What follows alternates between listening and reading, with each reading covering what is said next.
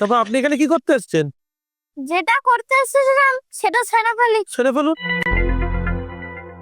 ও বাবা, না তো ভালো থাকবেন, হ্যাঁ ভালো থাকবে। আরে বাবা, উন্নতি করো। মুয়া। এই দেড়বুটিয়া, আমাকে প্রণাম কর। নিচে তুমি আসো। নিচে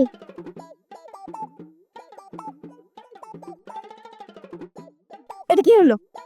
বড়দের পায়ে হাত দিয়ে প্রণাম করতে হয়, আর সমবয়সীদের কোলাকুলি।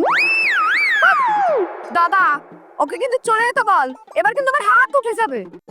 পূজার সময় মিষ্টি মুখ করতে হয়, মারমুখী হতে নেই। চেষ্টা যা, ওর জন্য নিশ্চয় নিয়ে আয়। আর টুকি, এত রাগ করার কিছু নেই, বাচ্চা ছেলে তো। আচ্ছা ধন্যবাদ, আমি বয়োজ্যেষ্ঠ, আমি এমনিতেও ডায়েটে আছি। আপনি যখন বলছেন তাহলে আমি একটা মিষ্টি খেতে পারি। যাও।